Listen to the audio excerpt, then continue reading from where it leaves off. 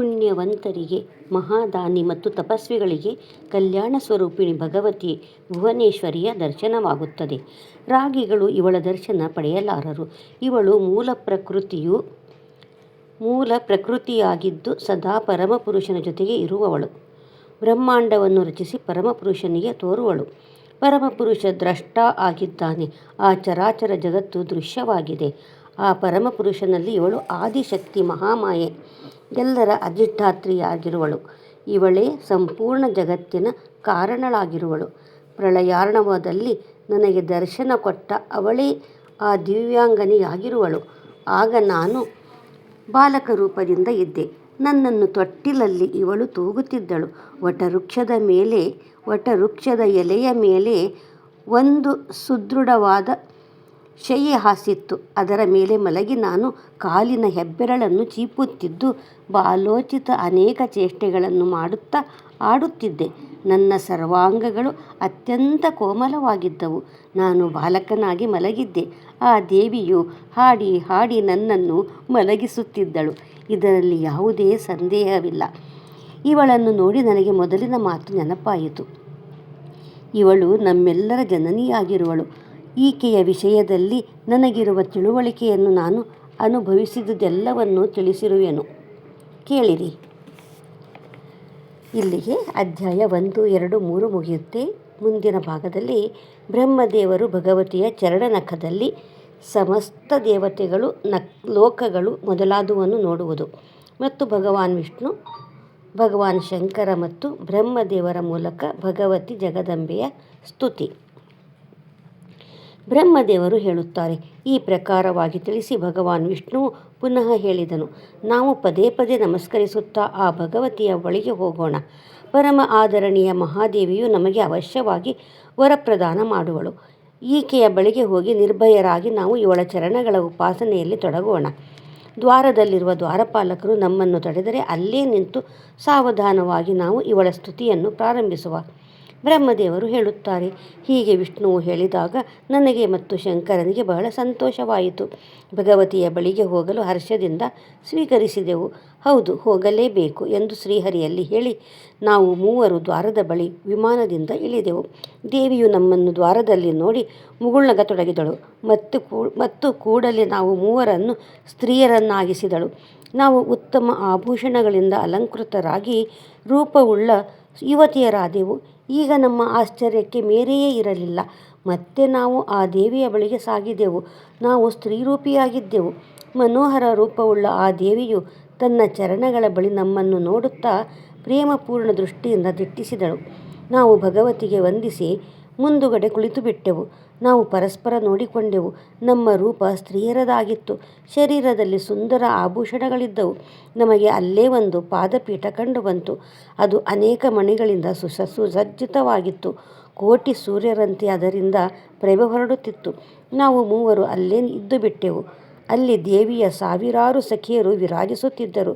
ಕೆಲವರ ಶರೀರದ ಮೇಲೆ ಕೆಂಪು ವಸ್ತ್ರ, ಕೆಲವರ ಶರೀರದ ಮೇಲೆ ನೀಲಿ ವಸ್ತ್ರ ಹಾಗೂ ಕೆಲವರ ಶರೀರದ ಮೇಲೆ ಹಳದಿ ಸುಂದರ ವಸ್ತ್ರಗಳಿದ್ದವು.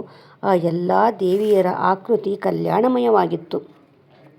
ಅವರು ವಿಚಿತ್ರ ವಸ್ತ್ರ ಮತ್ತು ಆಭೂಷಣಗಳನ್ನು ರಚಿಸಿದ್ದರು. ಭಗವತಿ ಭುವನೇಶ್ವರಿಯ ಬಳಿ ಇದ್ದು ಅವರು ಆಕೆಯ ಸೇವೆ ಮಾಡುತ್ತಿದ್ದರು. ಇತರ ಅನೇಕ ಸ್ತ್ರೀಯರು ನೃತ್ಯ ಮಾಡುತ್ತಾ ಹಾಡುತ್ತಾ ಆಕೆಯನ್ನು ಉಪಾಸನೆಯಲ್ಲಿ ತತ್ಪರರಾಗಿದ್ದರು. ಆನಂದ ಮಗ್ನರಾಗಿ ವೀಣಾದಿ ವಾದ್ಯಗಳನ್ನು ನುಡಿಸುತ್ತಿದ್ದರು. ನಾರದನೇ, ನಾನು ಅಲ್ಲಿ ನೋಡಿದ ಅದ್ಭುತ ದೃಶ್ಯವನ್ನು ಹೇಳುವೆನು. ನೀನು ಗಮನವಿಟ್ಟು ಕೇಳು. ಭಗವತಿ ಭುವನೇಶ್ವರಿಯ ಚರಣಗಳು ಕಮಲದಂತೆ ಕೋಮಲವಾಗಿದ್ದವು. ನಖಗಳು ಸ್ವಚ್ಛ ಕನ್ನಡಿಯಂತೆ ಇದ್ದವು. ಭಗವತಿಯ ನಖದಲ್ಲೇ ನನಗೆ ಸ್ಥಾವರ ಜಂಗಮ ಬ್ರಹ್ಮಾಂಡವೆಲ್ಲವೂ, ಬ್ರಹ್ಮ ವಿಷ್ಣು ರುದ್ರ ವಾಯು ಅಗ್ನಿ ಯಮ ಸೂರ್ಯ ಚಂದ್ರ ವರುಣ ಕುಬೇರ ತ್ವಷ್ಟ ಇಂದ್ರ ಪರ್ವತ ಸಮುದ್ರ ನದಿಗಳು ಗಂಧರ್ವರು ಅಪ್ಸರೆಯರು ವಿಶ್ವಾವಸು ಚಿತ್ರಕೇತು ಶ್ವೇತ ಚಿತ್ರಾಂಗದ ನಾರದ ತುಂಬುರು ಆಹಾ ಊಹು ಅಶ್ವಿನಿ ಕುಮಾರರು ವಸುಗಣರು ಸಿದ್ಧರು ಸಾಧ್ಯರು ಪಿತೃಗಳ ಸಮುದಾಯ ಶೇಷನೇ ಆದಿ ಎಲ್ಲ ನಾಗಗಳು ಕಿನ್ನರ ಉರಗ ರಾಕ್ಷಸ ವೈಕುಂಠ ಬ್ರಹ್ಮಲೋಕ ಪರ್ವತ ಶ್ರೇಷ್ಠ ಕೈಲಾಸ ಇವೆಲ್ಲವೂ ಕಂಡುಬಂದವು. ಅಲ್ಲೇ ನನ್ನ ಜನ್ಮಸ್ಥಾನ ಕಮಲವಿತ್ತು. ಅದರ ಮೇಲೆ ಚತುರ್ಮುಖನಾದ ಬ್ರಹ್ಮನು ಕುಳಿತಿದ್ದನು. ಶೇಷಶಾಹಿ ಭಗವಾನ್ ವಿಷ್ಣು ಕಂಡು ಬರುತ್ತಿದ್ದನು. ಮಧುಕೈಟಭರು ಕಾಣಿಸಿದರು. ಮಹಾನುಭಾವರಾದ ಬ್ರಹ್ಮದೇವರು ಹೇಳಿದರು. ಈ ಪ್ರಕಾರ ಭಗವತಿಯ ಚರಣಕಮಲ ನಖದಲ್ಲಿ ನನಗೆ ಅದ್ಭುತ ದೃಶ್ಯವು ಕಂಡುಬಂತು. ನಾನು ನೋಡಿ ಆಶ್ಚರ್ಯಗೊಂಡೆನು. ಇದೇನು ಎಂಬ ಶಂಕೆ ಉಂಟಾಯಿತು. ವಿಷ್ಣು ಮತ್ತು ಶಂಕರರ ಮನಸ್ಸುಗಳು ಆಶ್ಚರ್ಯಗೊಂಡವು. ಆಗ ನಾವು ಮೂವರು ಆ ದೇವಿಯ ಅಖಿಲ ಜಗತ್ತಿನ ಜನನಿಯಾಗಿರುವಳು ಎಂದು ತಿಳಿದೆವು. ನಾವು ಮತ್ತು ದೇವಿಯನ್ನು ನಿರೀಕ್ಷಿಸುತ್ತಿದ್ದಂತೆ 100 ವರ್ಷಗಳು ಕಳೆದು ಹೋದವು. ಆ ಸುಧಾಮಯ ಕಲ್ಯಾಣ ಸ್ವರೂಪ ದ್ವೀಪದಲ್ಲಿ ಬಗೆ ಬಗೆಯ ಲೀಲೆಗಳು ನಡೆಯುತ್ತಿದ್ದವು. ಅಲ್ಲಿಯ ದೇವಿಯರು ನಮ್ಮೊಂದಿಗೆ ಸಖಿಯರಂತೆ ವ್ಯವಹರಿಸುತ್ತಿದ್ದರು. ಅವರ ಸರ್ವಾಂಗ ಪ್ರೇಮದಿಂದ ಪುಳಕಿತವಾಗಿತ್ತು. ಶರೀರದಲ್ಲಿ ಅನೇಕ ಪ್ರಕಾರದ ಆಭೂಷಣಗಳು ಶೋಭಿಸುತ್ತಿದ್ದವು. ಅವರ ಅತ್ಯಂತ ಮನೋಹರ ರೂಪವನ್ನು ಕಂಡು ನಾವು ಮೋಹಿತರಾಗಿದ್ದೆವು. ಅವರ ಸುಂದರ ಭಾವಗಳನ್ನು ನೋಡುತ್ತಾ ನಮಗೆ ಅಪಾರ ಹರ್ಷವಾಗಿತ್ತು. ಸ್ತ್ರೀ ವೇಷಧಾರಿಯಾದ ವಿಷ್ಣುವು ಸಮಯಕ್ಕೆ ಸರಿಯಾಗಿ ಆ ಭಗವತಿ ಭುವನೇಶ್ವರಿಯನ್ನು ಸ್ತುತಿಸಲು ಪ್ರಾರಂಭಿಸಿದನು. ಭಗವಾನ್ ವಿಷ್ಣು ಹೇಳಿದನು, ಪ್ರಕೃತಿ ದೇವಿಗೆ ನಮಸ್ಕಾರವು. ಭಗವತಿ ವಿಧಾತ್ರಿಗೆ ನಿರಂತರ ನಮಸ್ಕಾರ. ಕಲ್ಯಾಣ ಸ್ವರೂಪಿಣಿಯು, ಮನೋರಥಗಳನ್ನು ಪೂರ್ಣಗೊಳಿಸುವವಳು, ವೃದ್ಧಿಯು ಸಿದ್ಧಿಯು ಸಿದ್ಧಿ ಸ್ವರೂಪಳು ಆದ ಭಗವತಿಗೆ ಪದೇ ಪದೇ ನಮಸ್ಕಾರಗಳು. ಸಚ್ಚಿದಾನಂದಮಯ ವಿಗ್ರಹಳು, ಜಗತ್ತಿನ ಸ್ಥಾನಳು, ಸೃಷ್ಟಿ ಸ್ಥಿತಿ ಸಂಹಾರ ಅನುಗ್ರಹ ಹಾಗೂ ಸ್ಥಿರೋಭಾವರೂಪಿ 5 ಕೃತ್ಯಗಳನ್ನು ವಿಧಿಸುವವಳು ಆದ ಭಗವತಿ ಭುವನೇಶ್ವರಿಗೆ ವಂದನೆಗಳು. ಸರ್ವಾಧಿಷ್ಠಾನಮಯಿ ಭಗವತಿಗೆ ನಮಸ್ಕಾರವು. ಮಾತೆಯೇ, ಈ ಸಂಪೂರ್ಣ ಜಗತ್ತು ನಿನ್ನೊಳಗೆ ಇದೆ ಎಂದು ನಾನು ತಿಳಿದೆ. ಈ ಜಗತ್ತಿನ ಸೃಷ್ಟಿ ಮತ್ತು ಸಂಹಾರ ನಿನ್ನಿಂದಲೇ ಆಗುತ್ತದೆ. ನಿನ್ನ ವ್ಯಾಪಕ ಮಾಯೆಯೇ ಈ ಜಗತ್ತಿನ ಈ ಜಗತ್ತನ್ನು ಅಲಂಕರಿಸುತ್ತದೆ. ನೀನು ಅಖಿಲ ಜಗನ್ಮಯಿಯಾಗಿರುವೆ ಎಂಬ ನಿನ್ನ ಪರಿಚಯ ನಾನು ಪಡೆದೆ. ಇದರಲ್ಲಿ ಸಂದೇಹವೇ ಇಲ್ಲ. ವಿಶ್ವವೆಲ್ಲವೂ ಸತ್ ಮತ್ತು ಅಸತ್ಮಯ ವಿಕಾರ ಸ್ವರೂಪವಾಗಿದೆ. ನೀನು ಆಗಾಗ ಚೇತನ ಪುರುಷನಿಗೆ ಇದರ ವಿಸ್ತಾರವನ್ನು ತೋರಿಸುತ್ತಿರುವೆ. 16 ಮತ್ತು 7 ತತ್ವಗಳಿಂದ ನಿನ್ನ ವಿಗ್ರಹವು ಸಂಪನ್ನವಾಗಿದೆ. ನಿನಗೆ ಇಂದ್ರಜಾಲದಂತೆ ನಿನ್ನ ಸಾಕ್ಷಾತ್ಕಾರವಾಗುತ್ತದೆ. ನೀನು ಮನೋರಂಜನೆಗಾಗಿಯೇ ಲೀಲೆ ಮಾಡುತ್ತಿರುವೆ, ಇದು ನಿಶ್ಚಯವು. ನಿನ್ನ ಶಕ್ತಿಯಿಂದ ವಂಚಿತವಾದಾಗ ಯಾವುದೇ ವಸ್ತುವು ತನ್ನ ರೂಪದಲ್ಲಿ ಕಂಡುಬರುವುದಿಲ್ಲ.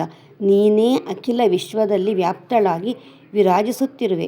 ಮಾತೆ, ನಿನ್ನ ಶಕ್ತಿಯು ಬೇರ್ಪಟ್ಟರೆ ಜಗತ್ತಿನ ವ್ಯವಸ್ಥೆಯನ್ನು ಮಾಡುವುದರಲ್ಲಿ ಪುರುಷನಿಗೆ ಸಫಲತೆ ಸಿಗುವುದು ಅಸಂಭವವೆಂದು ಬುದ್ಧಿವಂತರು ಹೇಳುತ್ತಾರೆ. ನೀನು ನಿನ್ನ ಪ್ರಭಾವದಿಂದ ಸಂಪೂರ್ಣ ಜಗತ್ತನ್ನು ಸಂತುಷ್ಟಗೊಳಿಸುವುದರಲ್ಲಿ ಸದಾ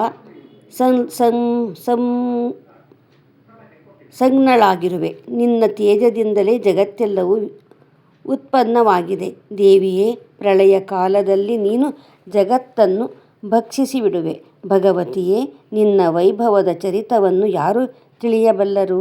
ತಾಯೇ, ನೀನು ಮಧುಕೈಟಭರ ಹಿಡಿತದಿಂದ ನಮ್ಮನ್ನು ರಕ್ಷಿಸಿದೆ. ಮಣಿದ್ವೀಪಾದಿ ವಿಸ್ತೃತ ಲೋಕಗಳನ್ನು ತೋರಿಸಿದೆ. ಆ ದ್ವೀಪಗಳ ಆನಂದ ಭವನದಲ್ಲಿ ನಮ್ಮನ್ನು ತಲುಪಿಸಿದೆ ಮತ್ತು ಅದರಿಂದ ನಾವು ಕೋಟ್ಯಾವಧಿ ಉತ್ತಮ ದೃಶ್ಯಗಳನ್ನು ನೋಡಲು ಸಫಲರಾದೆವು. ಭವಾನಿವೇ, ಇದೆಲ್ಲವೂ ನಿನ್ನದೇ ಮಹತ್ಕೃಪೆಯಾಗಿದೆ.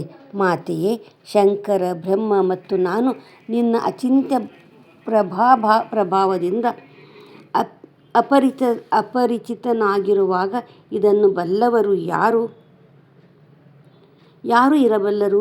ನೀನು ನಿರ್ಮಿಸಿದ ಭುವನಗಳೆಲ್ಲವನ್ನೂ ನಿನ್ನ ಈ ಶಕ್ತಿ ಸಂಪನ್ನ ನಖದರ್ಪಣದಲ್ಲಿ ನಾವು ನೋಡಿದೆವು. ದೇವಿ, ನಾವು ಈ ಲೋಕಗಳಲ್ಲಿ ಬೇರೆಯಾದ ಬ್ರಹ್ಮ, ವಿಷ್ಣು, ಶಂಕರ ಇವರನ್ನು ನೋಡಿದೆವು. ಎಲ್ಲರಲ್ಲಿ ಅಂತಹುದೇ ಅಸೀಮ ಶಕ್ತಿಯಿತ್ತು. ಬೇರೆ ಲೋಕಗಳಲ್ಲಿ ಇವರು ಇಲ್ಲವೇ? ದೇವಿ, ಹರಡಿಕೊಂಡಿರುವ ನಿನ್ನ ಅಚಿಂತ್ಯ ಐಶ್ವರ್ಯವನ್ನು ನಾವು ಹೇಗೆ ಬಲ್ಲೆವು? ತಾಯೇ, ನಿನ್ನ ಈ ರೂಪವು ನಿರಂತರ ನನ್ನ ಹೃದಯದಲ್ಲಿ ನೆಲೆಸಲಿ. ನನ್ನ ಮುಖದಿಂದ ನಿನ್ನ ನಾಮಕೀರ್ತನೆ ಸದಾ ಆಗುತ್ತಿರಲಿ. ನಿನ್ನ ಚರಣಕಮಲಗಳು ನನ್ನ ಕಣ್ಣುಗಳಿಂದ ಎಂದಿಗೂ ಮರೆಯಾಗದಿರಲಿ ಎಂದು ತಲೆಬಾಗಿ ಬೇಡುತ್ತೇನೆ.